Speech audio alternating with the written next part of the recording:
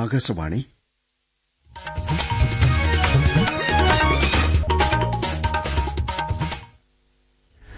നമസ്കാരം. പ്രാദേശിക വാർത്തകൾ വായിക്കുന്നത് അനിൽ ചന്ദ്രൻ. പ്രധാന വാർത്തകൾ. പ്രധാനമന്ത്രി നരേന്ദ്രമോദി ജമ്മുകാശ്മീരിലെ കത്രയിൽ ഇന്ന് 46,000 കോടിയിൽപ്പരം രൂപയുടെ പദ്ധതികൾക്ക് തുടക്കമിടും. ബക്രീദ് പ്രമാണിച്ച് സംസ്ഥാനത്തെ പ്രൊഫഷണൽ കോളേജുകൾ ഉൾപ്പെടെ എല്ലാ വിദ്യാഭ്യാസ സ്ഥാപനങ്ങൾക്കും ഇന്ന് അവധി. ഗവൺമെന്റ് ഓഫീസുകൾക്ക് ബക്രീദ് ദിനമായ നാളെയായിരിക്കും അവധി. ഹജ്ജ് തീർത്ഥാടനത്തിന്റെ സുപ്രധാന കർമ്മമായ ജംറയിലെ കല്ലേറിന് ഹാജിമാർ നീങ്ങിത്തുടങ്ങി. നിലമ്പൂർ ഉപതെരഞ്ഞെടുപ്പിൽ 10 സ്ഥാനാർത്ഥികൾ മത്സരരംഗത്ത്. പ്രചാരണത്തിന് ഇനി ചൂടേറും. പൊതുമേഖലാ സ്ഥാപനങ്ങൾ ലാഭം ലക്ഷ്യമാക്കി തന്നെ പ്രവർത്തിക്കണമെന്ന് മന്ത്രി പി രാജീവ്. നോർവെ ചെസ് ടൂർണമെന്റിൽ ഇന്ത്യയുടെ ഡി ഗുകേഷ് മുന്നേറുന്നു. വാർത്തകൾ വിശദമായി. പ്രധാനമന്ത്രി നരേന്ദ്രമോദി ഇന്ന് ജമ്മുകാശ്മീരിലെ കത്രയിൽ 46,000 കോടിയിൽപ്പരം രൂപയുടെ പദ്ധതികൾക്ക് തുടക്കമിടും. പൂർത്തീകരിച്ച ഏതാനും പദ്ധതികൾ ഉദ്ഘാടനം ചെയ്യുന്ന പ്രധാനമന്ത്രി പുതിയ പദ്ധതികൾക്ക് തറക്കല്ലിടുകയും ചെയ്യും. 44,000 കോടി രൂപ ചെലവിൽ നിർമ്മിച്ച 272 കിലോമീറ്റർ ഉധംപൂർ ശ്രീനഗർ ബാരാമുള്ള റെയിൽ ലിങ്കാണ് രാഷ്ട്രത്തിന് സമർപ്പിക്കുന്ന പദ്ധതികളിൽ പ്രധാനപ്പെട്ടത്. ലോകത്തെ ഏറ്റവും ഉയരത്തിൽ നിർമ്മിച്ച റെയിൽവേ പാലമായ ചെനാബ് ആർച്ച് ബ്രിഡ്ജും ഇന്ത്യയിലെ ആദ്യ കേബിൾ പിന്തുണയോടുകൂടിയ റെയിൽപാലം അഞ്ചിഖാദ് ബ്രിഡ്ജും ഈ പദ്ധതിയുടെ ഭാഗമാണ്. 2 വന്ദേഭാരത് ട്രെയിനുകളും പ്രധാനമന്ത്രി ഫ്ളാഗ് ഓഫ് ചെയ്യും. ജമ്മുകശ്മീരിലെ കടുത്ത കാലാവസ്ഥാ സാഹചര്യങ്ങളെ നേരിടാനാവശ്യമായ ആധുനിക സംവിധാനങ്ങളോടെയാണ് ശ്രീമാതാ വൈഷ്ണോദേവി കത്ര ശ്രീനഗർ വന്ദേഭാരത് സർവീസുകൾ ആരംഭിക്കുന്നത്. കത്രയിലെ ശ്രീമാതാ വൈഷ്ണോദേവി ഇൻസ്റ്റിറ്റ്യൂട്ട് ഓഫ് എക്സലൻസിന് പ്രധാനമന്ത്രി തറക്കല്ലിടും. റിയാസി ജില്ലയിലെ ആദ്യ മെഡിക്കൽ കോളേജ് കൂടിയാണ് ഇത്. ബക്രീദ് പ്രമാണിച്ച് സംസ്ഥാനത്തെ പ്രൊഫഷണൽ കോളേജുകൾ ഉൾപ്പെടെ എല്ലാ വിദ്യാഭ്യാസ സ്ഥാപനങ്ങൾക്കും ഇന്ന് ഗവൺമെന്റ് അവധി പ്രഖ്യാപിച്ചു. 1 മുതൽ 12 വരെ ക്ലാസുകൾക്ക് അവധിയായിരിക്കുമെന്ന് മന്ത്രി വി ശിവൻകുട്ടിയും പ്രൊഫഷണൽ കോളേജുകൾ ഉൾപ്പെടെ എല്ലാ വിദ്യാഭ്യാസ സ്ഥാപനങ്ങൾക്കും അവധിയായിരിക്കുമെന്ന് മന്ത്രി ഡോക്ടർ ആർ ബിന്ദുവും അറിയിച്ചു. സംസ്ഥാനത്തെ ഗവൺമെന്റ് ഓഫീസുകൾ പൊതുമേഖലാ സ്ഥാപനങ്ങൾ എന്നിവയ്ക്ക് ബക്രീദ് ദിനമായ നാളെയാണ് അവധി. കേന്ദ്ര ഗവൺമെന്റ് സ്ഥാപനങ്ങളുടെയും അവധി നാളത്തേക്ക് മാറ്റി. രാജ്യത്തെ വഖഫ് സ്വത്തുക്കളുടെ രജിസ്ട്രേഷൻ കാര്യക്ഷമമാക്കുകയെന്ന ലക്ഷ്യത്തോടെ കേന്ദ്ര ഗവൺമെന്റ് ഇന്ന് ഉമേദ് പോർട്ടൽ ആരംഭിക്കും. വഖഫ് സ്വത്തുക്കളുടെ മാനേജ്മെന്റും നിയന്ത്രണവും മെച്ചപ്പെടുത്താൻ ഗവൺമെന്റ് നടത്തുന്ന ശ്രമങ്ങളുടെ ഭാഗമാണ് പോർട്ടൽ. ഉമേദിൽ രജിസ്റ്റർ ചെയ്യുന്നതിന് വസ്തുവകകളുടെ അളവുകളും ജിയോ ടാഗ് ചെയ്ത സ്ഥലങ്ങളും ഉൾപ്പെടെ വിശദമായ വിവരങ്ങൾ ആവശ്യമാണ്. ഹജ്ജ് കർമ്മത്തിന്റെ ഭാഗമായ ജംറയിലെ ആദ്യദിന കല്ലേറിന് ഹാജിമാർ രാവിലെയോടെ ജംറയിലേക്ക് നീങ്ങിത്തുടങ്ങി. സുപ്രധാന ചടങ്ങായ അറഫ സംഗമം ഇന്നലെ നടന്നു. 10,000-ഓളം മലയാളി ഹാജിമാർ ഉൾപ്പെടെ 19 ലക്ഷത്തിലധികം പേരാണ് ഇന്നലെ പകൽ അറഫയിൽ ഒത്തുചേർന്നത്. Desk report. സൌദി ഹജ്ജ് കാര്യ മന്ത്രാലയം ചുമതല നൽകിയ ഹജ്ജ് സേവകരായ മുത്തവഫുകൾ ഒരുക്കിയ ബസ്സുകളിലും മെട്രോയുമായാണ് മിനായിൽ നിന്ന് ഇന്നലെ രാവിലെയോടെ ഹാജിമാർ അറഫയിലെത്തിയത്. ഉയർന്ന താപനിലയായിരുന്നതിനാൽ വൈകിട്ട് 4 മണിവരെ ഹാജിമാർ അറഫയിൽ ഒരുക്കിയ ശീതീകരിച്ച ടെന്റുകളിൽ കഴിയണമെന്ന് നിർദ്ദേശമുണ്ടായിരുന്നു. എന്നാൽ പലരും ചൂട് വകവയ്ക്കാതെ ടെന്റിന് പുറത്തിറങ്ങി പ്രാർത്ഥനകളിലും ആരാധനകളിലും ഏർപ്പെട്ടു. അറഫ സംഗമത്തിന്റെ ഭാഗമായി നമിറ പള്ളിയിൽ നടന്ന വാർഷിക പ്രഭാഷണം മലയാളം ഉൾപ്പെടെ 35 ഭാഷകളിലാണ് പ്രക്ഷേപണം ചെയ്തത്. സന്ധ്യയോടെ ബസ്സുകളിലും മെട്രോകളിലും മുസ്ദലിഫയിലേക്ക് നീങ്ങിയ ഹാജിമാർ അവിടെ രാപ്പാർത്ത് പുലർച്ചെയോടെ മിനായിലേക്കും ജംറയിലേക്കും നീങ്ങിത്തുടങ്ങി. മിനായിൽ തങ്ങി 3 ദിവസം ജംറയിൽ പോയി കല്ലേറ് പൂർത്തിയാക്കിയ ശേഷം മസ്ജിദുൽ ഹറാമിലെത്തി തവാഫ് ചെയ്യുന്നതോടെ ഹജ്ജ് കർമ്മങ്ങൾക്ക് പരിസമാപ്തിയാകും. സൌദി അറേബ്യ ഉൾപ്പെടെ ഗൾഫ് രാജ്യങ്ങളിൽ ഇന്നാണ് ബലിപെരുന്നാൾ. എന്നാൽ ഇന്ത്യ ഉൾപ്പെടെ ചിലയിടങ്ങളിൽ നാളെയാണ് ബലിപെരുന്നാൾ ആഘോഷം. ബംഗളൂരു ചിന്നസ്വാമി സ്റ്റേഡിയത്തിന് പുറത്ത് തിക്കിലും തിരക്കിലും 11 പേർ മരിച്ച സംഭവത്തിൽ ബംഗളൂരു പോലീസ് കമ്മീഷണറെയും ചില മുതിർന്ന പോലീസ് ഉദ്യോഗസ്ഥരെയും മുഖ്യമന്ത്രി സിദ്ധരാമയ്യ സസ്പെൻഡ് ചെയ്തു.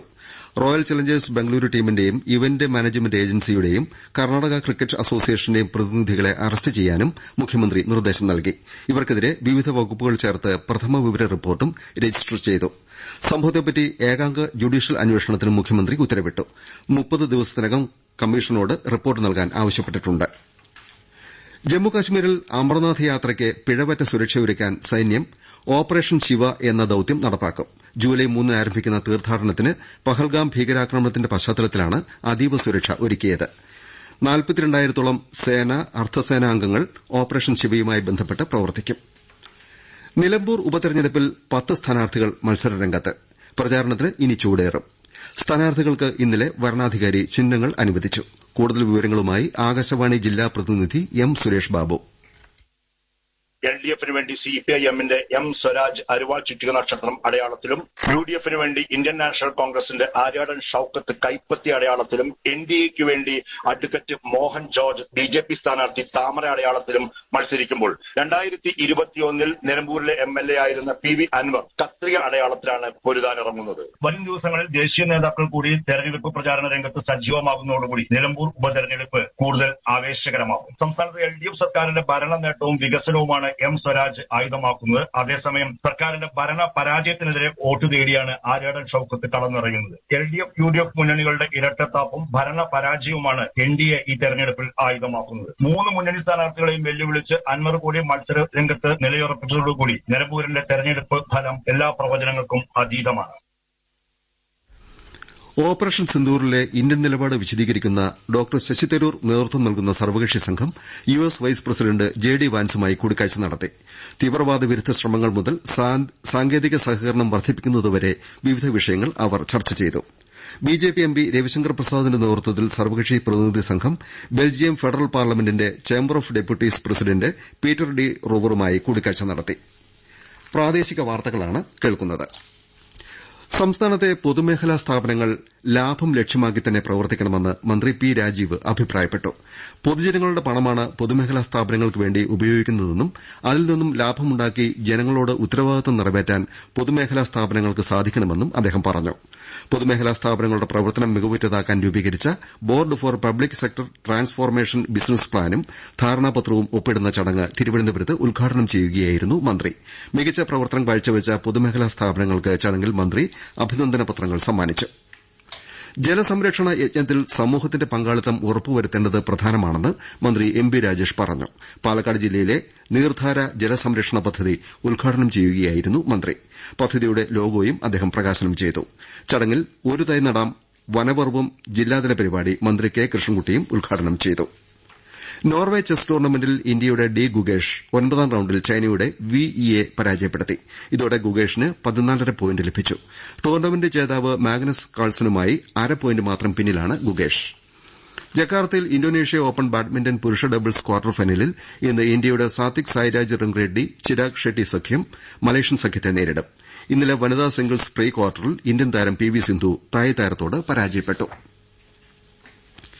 കൊച്ചി തീരത്ത് കപ്പൽ അപകടത്തിൽപ്പെട്ടതിനെ തുടർന്ന് മീൻപിടുത്ത മേഖലയിലുണ്ടായ പ്രതിസന്ധി ലഘൂകരിക്കണമെന്നാവശ്യപ്പെട്ട് AICC general secretary KC Venugopal MP കേന്ദ്ര ആഭ്യന്തരമന്ത്രിക്കും സംസ്ഥാന മുഖ്യമന്ത്രിക്കും കത്ത് നൽകി. കൊച്ചി തീരത്തെ കപ്പലപകടം ആലപ്പുഴയിലെയും കൊല്ലത്തെയും ഉൾപ്പെടെ മുഴുവൻ മത്സ്യത്തൊഴിലാളികളെയും സാരമായി ബാധിച്ചെന്ന് അദ്ദേഹം കത്തിൽ വ്യക്തമാക്കി. ട്രോളിംഗ് നിരോധനത്തിന് ദിവസങ്ങൾ മാത്രം ശേഷിക്കുമ്പോഴുണ്ടായ ഈ സംഭവം മീൻപിടുത്തക്കാരുടെ സാമ്പത്തിക ബുദ്ധിമുട്ട് വർദ്ധിപ്പിക്കുന്നതാണെന്നും വേണുഗോപാൽ പറഞ്ഞു. മുങ്ങിയ കപ്പലിലെ കണ്ടെയ്നറുകൾ ആവാസ വ്യവസ്ഥയ്ക്കും കടൽ പരിസ്ഥിതിക്കും ഗുരുതരമായ ആഘാതമുണ്ടാക്കുമെന്നും വേണുഗോപാൽ വിശദീകരിച്ചു. കണ്ണൂരിലും ഇടുക്കിയിലും ഒഴുക്കിൽപ്പെട്ട് 2 യുവാക്കൾ മരിച്ചു. കണ്ണൂർ കടവത്തൂർ കല്ലാച്ചേരി കടവിൽ തെക്കേൽ മുഹമ്മദ് എന്ന 21-കാരനും ഇടുക്കി തേക്കടി കനാലിൽ മന്നാകുടി സ്വദേശി അർജുൻ എന്ന 17-കാരനുമാണ് മരിച്ചത്. വികസിത് കൃഷി സങ്കൽപ് അഭിയാന്റെ ഭാഗമായി കോഴിക്കോട് ചെലവൂർ ഭാരതീയ സുഗന്ധവിള ഗവേഷണ സ്ഥാപനത്തിൽ രാവിലെ സമ്മിശ്ര കൃഷി സെമിനാർ നടത്തും. ഇതിന്റെ ഭാഗമായി കർഷകർക്ക് പച്ചക്കറി വിത്തും നടീൽ വസ്തുക്കളും സൌജന്യമായി വിതരണം ചെയ്യും. വികസിത് കൃഷി സങ്കൽപ് യാത്ര ഇന്ന് തോടന്നൂർ ബ്ലോക്കിലാണ്. മണിയൂർ, തിരുവള്ളൂർ, ആയഞ്ചേരി പഞ്ചായത്തുകളിൽ ബോധവൽക്കരണ പരിപാടികൾ സംഘടിപ്പിച്ചിട്ടുണ്ട്. ഹയർ സെക്കൻഡറി നാഷണൽ സർവീസ് സ്കീമിന്റെ കൽപ്പകം 2025 പദ്ധതിക്ക് കോഴിക്കോട് ജില്ലയിൽ തുടക്കമായി. പരിസ്ഥിതി സംരക്ഷണം, ലഹരിവിരുദ്ധ പ്രവർത്തനം, പ്ലാസ്റ്റിക് മാലിന്യ നിർമ്മാർജ്ജനം തുടങ്ങിയവയാണ് പദ്ധതിയിൽ NSS വോളണ്ടിയർമാർ നടത്തുന്നത്. 160 NSS യൂണിറ്റുകളിലെ 8000-ഓളം വോളണ്ടിയർമാർ സ്കൂളിലും വീടുകളിലും പൊതു ഇടങ്ങളിലും തെങ്ങിൻ തൈകൾ നട്ടുപിടിപ്പിക്കുകയും പരിപാലിക്കുകയും ചെയ്യും.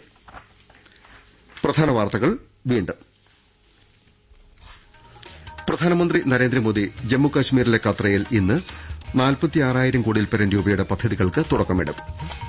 ബക്രീദ് പ്രമാണിച്ച് സംസ്ഥാനത്തെ പ്രൊഫഷണൽ കോളേജുകൾ ഉൾപ്പെടെ എല്ലാ വിദ്യാഭ്യാസ സ്ഥാപനങ്ങൾക്കും ഇന്ന് അവധി. ഗവൺമെന്റ് ഓഫീസുകൾക്ക് ബക്രീദ് ദിനമായ നാളെയായിരിക്കും അവധി. ഹജ്ജ് തീർത്ഥാടനത്തിന്റെ സുപ്രധാന കർമ്മമായ ജംറയിലെ കല്ലേറിന് ഹാജിമാർ നീങ്ങിത്തുടങ്ങി. നിലമ്പൂർ ഉപതെരഞ്ഞെടുപ്പിൽ 10 സ്ഥാനാർത്ഥികൾ മത്സരരംഗത്ത്. പ്രചാരണത്തിന് ഇനി ചൂടേറും. പൊതുമേഖലാ സ്ഥാപനങ്ങൾ ലാഭം ലക്ഷ്യമാക്കി തന്നെ പ്രവർത്തിക്കണമെന്ന് മന്ത്രി P രാജീവ്. നോർവേ ചെസ് ടൂർണമെന്റിൽ ഇന്ത്യയുടെ ഡി ഗുകേഷ് മുന്നേറുന്നു. പ്രാദേശിക വാർത്തകൾ കഴിഞ്ഞു.